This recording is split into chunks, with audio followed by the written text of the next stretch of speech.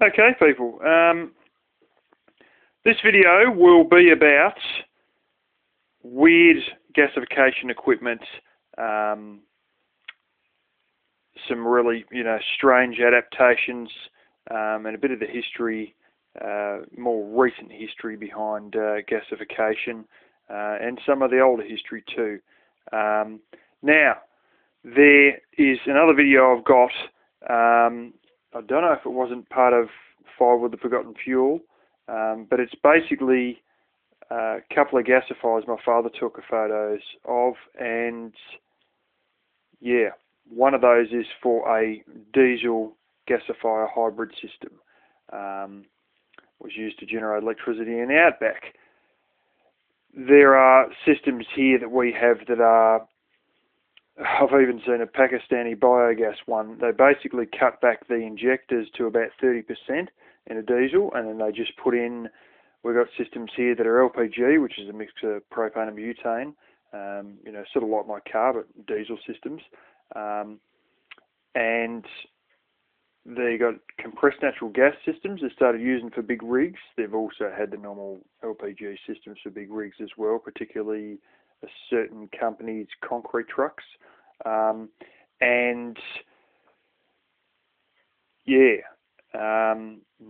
one, like I said, in Pakistan, that was for pumping water.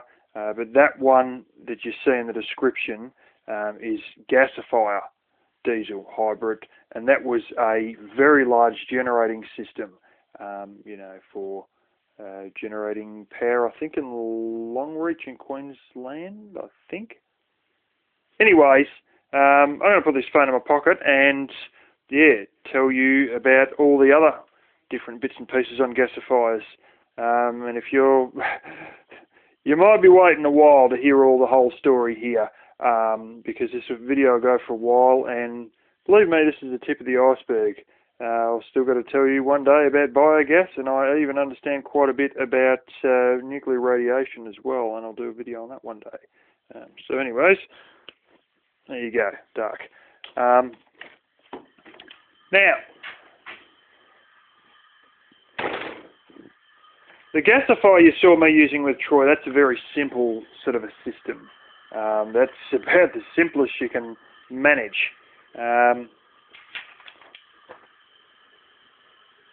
Now, back in the day, way back when,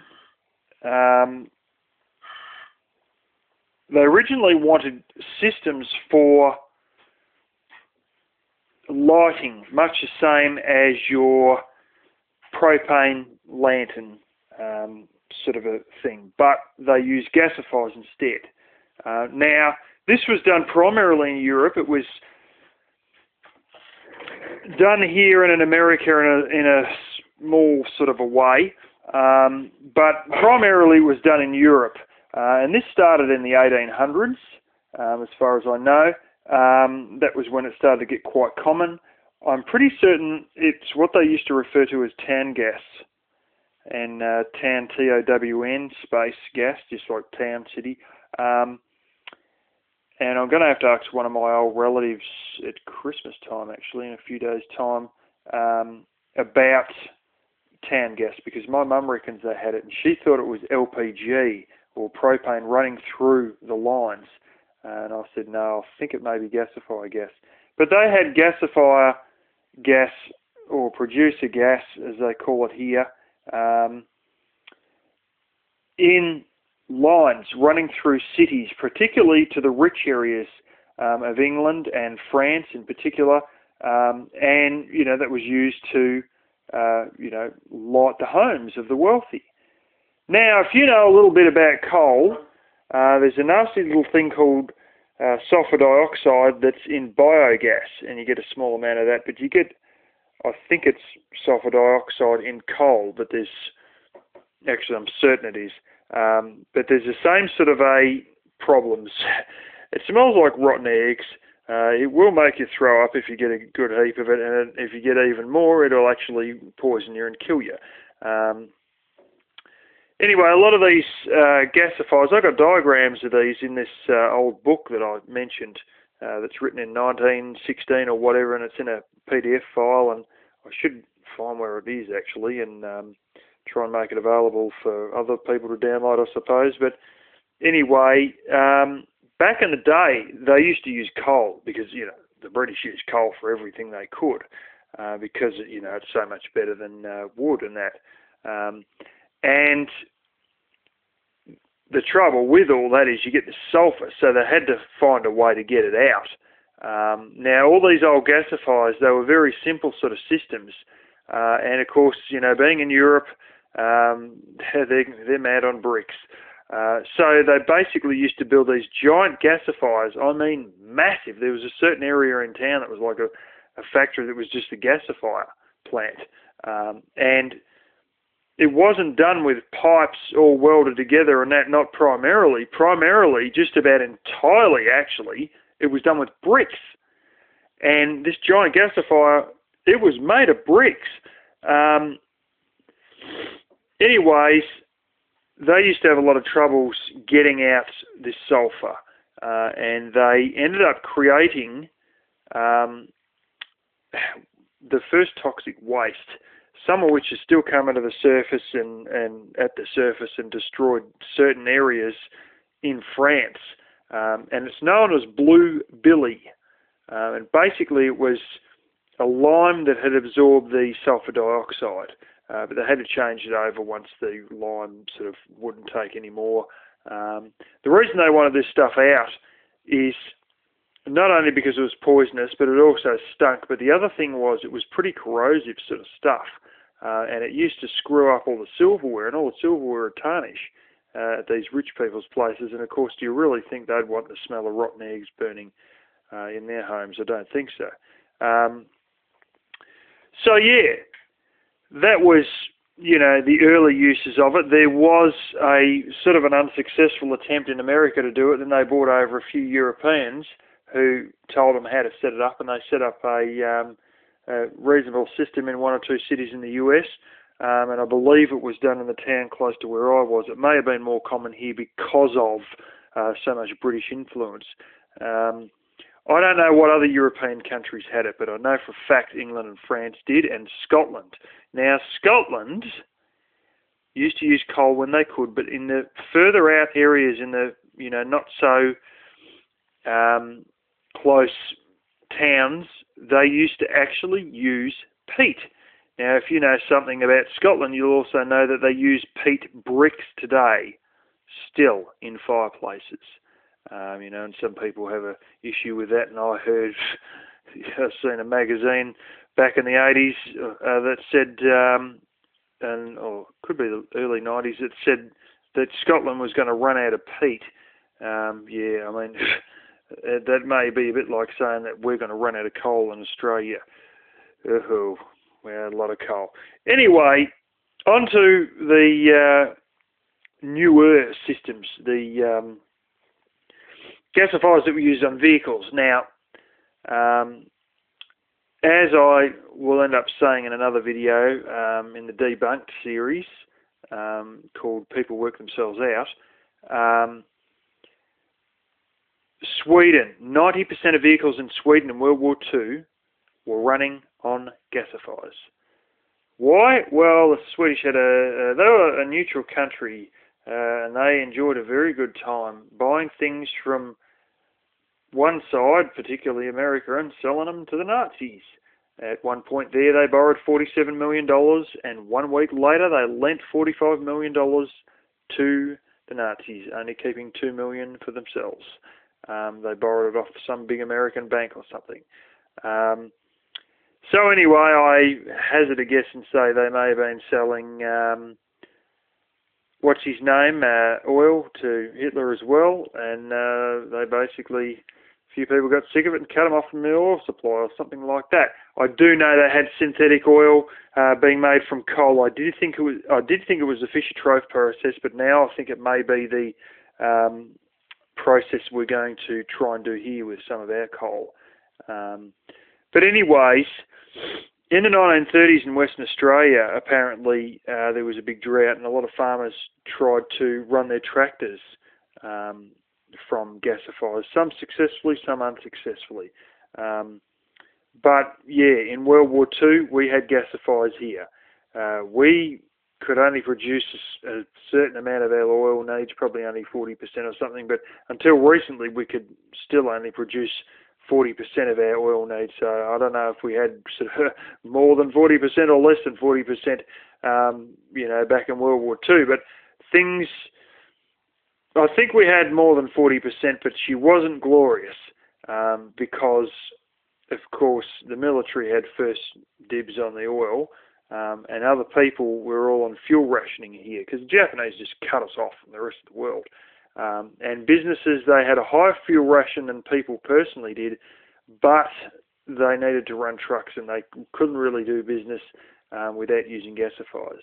And a great uncle's friend had one that ran on charcoal. I don't really understand how some gasifiers run on charcoal, but apparently they do, because as far as I was concerned, wood gasifiers make charcoal, so how they actually have gasifiers running off charcoal, I'm not quite sure, because I thought all the gas would be gone, but anyway, I'm obviously wrong about that.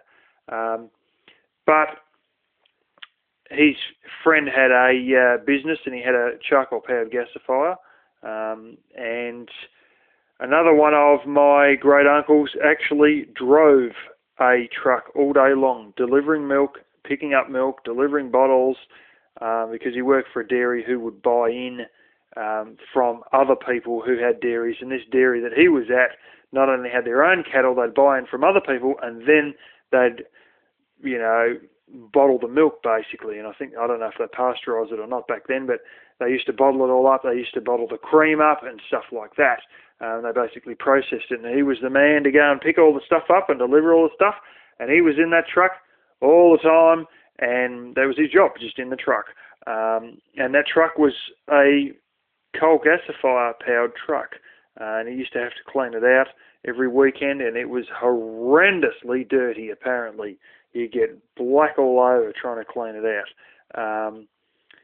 But anyway, we used them here in World War II, and so did the Nazis, and so did the Swedes, and apparently the British did too. They used it for buses and even cars, but they used to have another little method. They used to actually get tarp bags, and your double-decker bus, the top deck would just be a tarp bag full of gasifier gas. They also used to whack them on the roofs of some of the older vehicles too. I've seen old stuff that looks like it's built in the 1920s or thereabouts, like a baby Austin or something like that. Big bag on the roof full of gasifier gas. So it was very common. Now, there was another jump ahead with I believe the updraft gasifier. I don't know if it's downdraft or the updraft. I'm pretty sure it's the updraft gasifier. Was invented around 1984-ish or something. And that's the one that FEMA has plans for. And that was sort of after the oil crisis of 79, that all that sort of got remembered and brought back to life, and they advanced. Yes, and apparently the updraft one doesn't need any filters or something like that. But yeah. Yeah. Now, what can you do, what can you gasify? Well, the preferred stuff, even better than coal when it comes to cleanliness, not quite as good for the amount of gas you get, because coal is $1 million stuff for the amount of gas that comes off it, but it's not $1 million when it comes to cleanliness. So the best way is to get high grade, very high density hardwood, and there's certain sorts of hardwood that are quite nice to use for gasifiers, and put them into blocks that are about, I think they're like an inch square or something like that. I don't know if it's 2 inches or an inch. I think it might be an inch square, and apparently that's the best gasifier fuel. But I will tell you, you can do it from, when you use a normal gasifier, it's got to suck in a limited amount of air, and it basically runs on the vacuum of the intake of the pistons, of the intake stroke of the pistons. So, you know, you need something that's reasonably dry. But if you're really hard pressed and you do the method that I do, you know, with my little tin there, as shown on Troy's channel, you can use pretty much anything that is of organic material. Cow crap has been used. I'm going to try a number of things and actually show them and burn the gas in front of you. I'll process it just so I'll get all these oven bags full of gas, and then I'll show you. But, you know, it's cotton, straw, whatever, you know, coconut shells, coffee grounds, all this stuff is realistic. You know, cow crap, like I said. Now, you know, you may say, oh, well, you can't use wet grass. Well, in actual fact, I have. You get a lot of steam. Of course, you've got to have it in a bong-like scenario where the gas is forced underwater to try and, you know, recondense that steam. And, of course, you've got to filter out all the creosotes and the tars and all the other sappy bits. And, you know, that's one of the good ways of doing it, is to run it, you know, bubble it underwater.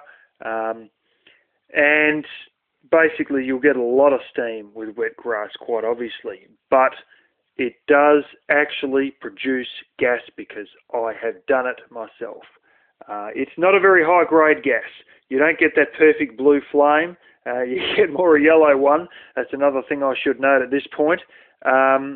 When you get a perfect blue flame, that means she's running real good fuel. When it's sort of pretty yellowy, well, that's sort of just crap fuel. That's an idea of how to tell what quality your gasifier gas is. So yeah, it can be done with just about anything organic. And I'm going to tell you a bit later about some of the other things that you may not have thought of that has been done with that aren't really organic, that work terribly well, but are sort of, yeah, a bit dangerous. Now, with my wood heater, I've noticed at times it's basically gone out. It's got no flame, and it's been a red coal. Like, you know, there's been a big red ember on this log that's basically stopped burning. And it'll keep producing heat. And the next morning I'll get up and I'll open up the wood heater the following night or even that morning or whatever. And there'll just be a big lump of charcoal. I mean, huge, like the whole log has just gone to charcoal. And there was no flame. Now, I think that is pretty much my wood heater running the exact same way a gasifier does. And you go, well, you know, how do you make it run? If, you know, I've heard you like gasifiers, why doesn't the flame just stay in there? Well, there's about 5 or 6 processes that occur when a piece of wood is burning. Now, it's not just there's a flame and that's it. You know, you get this breaks down to that due to heat, and then you get your gas comes out, and then the gas lights, blah, blah, blah. You know, you may have thought all your life that it's one process, but it's not. And the thing is that with a gasifier, you do the first 3 or 4 processes, but not the one where it actually burns. Technically speaking, you are doing pyrolysis. Well, that's what's happening is pyrolysis. And, you know, it's just like my wood heater, the red coal in there, the limited amount of airflow, but it's the convection up the stovepipe that keeps the air drawing through, and the whole lot has all the gas come out of it, but not the flame.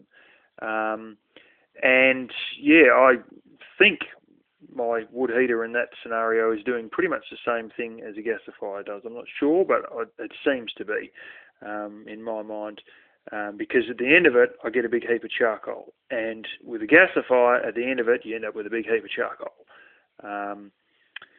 So yeah, you may have thought you end up with ash, and I think you possibly do end up with a little bit, but yeah, it's the proper gasifiers. They've got to have the air intake rather restricted, rather a small amount of air coming in, because if they get it too much, it can light up inside, and some of them have been known to go boom and throw the blooming lid off the top of them because they get a little bit too much air, and she actually comes back to flame and ignites the gasifier gases and throws the lid off. So yeah, I've seen one that someone had, and they had it all tied down with hockey straps, and instead of fixing the lid, because they'd fixed the lid a few times and had blown it off and wrecked the blooming clamps or whatever. So yeah. Now,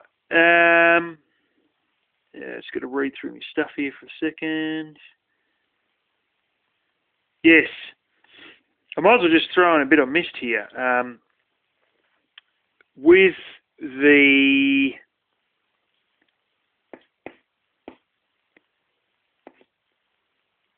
blue billy they had, how did they get past that? Did they keep making toxic waste or not? Well, what they worked out is they could use dry slated lime.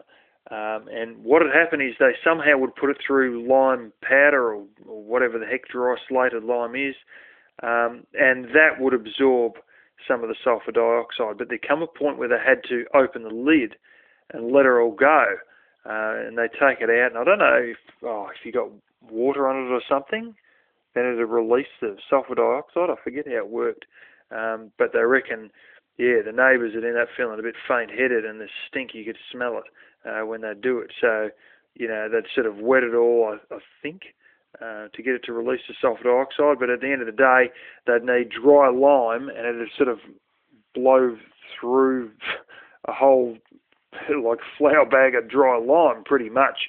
I don't know if they had it sort of held by a big heap of fabric with a bit of steel mesh under it, or what they'd done. But yeah, that was one of the bits I missed out. So what can you use gasifiers for? Well, I've been thinking about a pilot light to keep a chook house warm. Hint, hint, Troy. And have a aluminium pipe going up through the middle of the chook house with pin fin wound around it, keeping little chookies warm. And you may go, oh yeah, but that's if it goes out, it'll basically suffocate them and kill them. Now, for those of you who don't know, there's a bit of hydrogen in gasifier gas, but there's a hell of a lot of carbon monoxide. That's the stuff where people die of. It depletes the ability of the red blood cells, I think it is, your blood anyway, to carry oxygen, carbon monoxide. Now, of course, you'll need something, if that flame goes out, yes, you are likely to gas your chooks to death. So what you would need would be one of those little bulbs. I've got it on my little butane heater, and there's a number of barbecues and stuff that I've seen with it. And a lot of pilot lights have got it. When the pilot light goes out, the gas supply gets shut down, and you got this a little metal bulb thing. And when the heat stops getting to that bulb, the air or whatever the heck in it contracts and it shuts off the gas supply. So you need something like that. But that's just my little idea on the side. Of course, as I said, it's been used for gas mantles, for lighting, and of course, vehicles, and pretty much whatever you can think of that you use natural gas or propane or butane in, you could probably do the same thing with gasifier gas. Now, you got wood gas stoves. I've made a video on that way back. Fair few months back now it was, but yeah, they're sort of a little gasifier in and of themselves, wood gas stoves. A lot of them have a fan, but there is a few that I've seen, one made in Sri Lanka that doesn't have a fan. It just uses convection draw, but it's really quite tall. It's like about 2.5 foot tall or 2 foot tall, probably 2 foot tall. Yeah, maybe a bit more than 2 foot tall. But anyway, there's some very few wood gas stoves that don't need a fan, but most of them do, and you've got to have little batteries, AA batteries. There's a large one that actually has an option of 12 volt, so you could rig it off your solar system. But the other one, that I have seen footage of is some guy in the Philippines, I think. I've seen it on 2 different shows that have, been aired in Asia and then put up on YouTube. But he's got a motorbike that runs on a gasifier, and I'm pretty sure it's a charcoal gasifier, I think. Now, let's get into the real freaky stuff here. Now, there's something that somebody mentioned in the comments on on Troy's channel when I done the demonstration, and they're right. You can get a form of kerosene out of this. Now you go, oh yeah, but is that the tar? Oh yeah, but we've got to further refine it. Blah blah blah. Bio-crude. Blah blah. Well, I'm not up on that 100% on bio-crude and all that. I'm a little bit skeptical of some of it too. It all looks great, but I want to see somebody refine some of this bio-crude before I really, do it. And there's probably somebody that has already, and may have shown it on YouTube anyway. But there's one kind that I want to talk about, and that is something that Mr. Honda done. Now, Honda himself. In Japan, shortly after World War II, when the Americans and us Australians and the British as well, I think, and probably the Canadians, were occupying Japan. The fuel was basically you couldn't get any fuel unless you were the US military or some other occupying military force.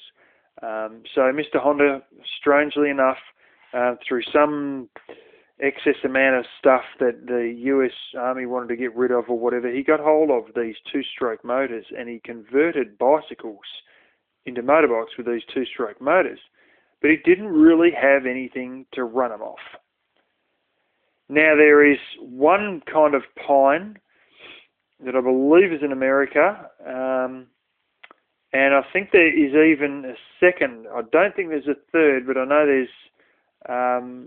there may be a third, but I know there's at least 2 kinds, but one in particular that he was using and is well known for it. It's one particular variety of pine. You can get the sap, I think it is. I think it's best to actually collect. I think they don't go and put the wood in. They actually get the sap. They tap a tree much the same way that they do with rubber trees, and I'm not sure if they don't do the same thing with maple trees to get maple syrup. But they used to tap these pine trees and get the sap out of them, gasify the sap. But they wouldn't just gasify the sap and then just try and use the gas full stop. They would re-condense the sap and would have kerosene, pine kerosene, and it smelt like pine when it burnt. And they used to refer to these little machines Mr. Honda made as the chimney stack, because they used to blow a lot of smoke. But it was relatively unrefined. Now, somebody else was talking in the comments about, they explained something which was basically explanation of fractional distillation. And I know a little bit about fractional distillation. And basically it is that it happens in oil refineries. They heat stuff up, and some things would rather condense at certain temperatures. So you have all different temperatures on the side of this big tank or whatever, or this, big upright pipe or whatever, and you got like little gutters, like little ledges, and you've got to keep temperature control spot on with these different areas, because this stuff will basically condense at different temperatures, and that gives you your different stuff. That gives you your aviation fuel, your car fuel, your diesel, and the stuff you get, right down the bottom is heavy fuel oil for shipping container ships, and then cargo ships, and then the last one of all is bitumen. Now, they were talking about that may be what you can do with bio-crude or whatever, to distill it more. But the easy way is to use this particular pine and get the sap out of it and make pine kerosene. I shall put something in the description about that, and I'll mark that on my big list of stuff that I wrote down when I remembered it all here. So yeah, hopefully I'll get the little bit in the description about Mr. Honda, and you can read it on somebody else's page. Now, with all that stuff, there's another one that happened in World War I in Germany. They basically ran out of acetylene, and they couldn't cut steel and that with acetylene. They worked out some von blah blah gas, some funny name gas, German name obviously, and this bloke basically worked out you could gasify diesel, and the gas from that gasified diesel would act as a replacement for acetylene. Yes, it wasn't as clean as acetylene, it was a little bit dirtier, but when push come to shove, they could get the job done and still produce stuff during World War I, when there was basically no acetylene left, or very little. And yeah, quite interesting. I will try and basically gasify canola oil, along with bread, vegetable scraps, paper, cotton, wet grass, coffee grounds and tea in my gasification demonstrations in future. But all that stuff about that diesel being gasified made me think of something today. And this is probably going to be the case too with the canola oil. I thought to myself, could you turn diesel or biodiesel, gasify it the way they did in World War I, and run it in a gasoline or petroleum fueled vehicle with normal spark plugs in it? I think the answer is yes, and I would be terribly surprised if a car wouldn't run quite nicely on canola oil that had been gasified. And of course, if you know what you're doing with canola oil, you can make biodiesel out of it. There's people here that do that already. But, what if you've got a petrol-powered, gasoline-powered such and such car, log splitter, or something else you want to use?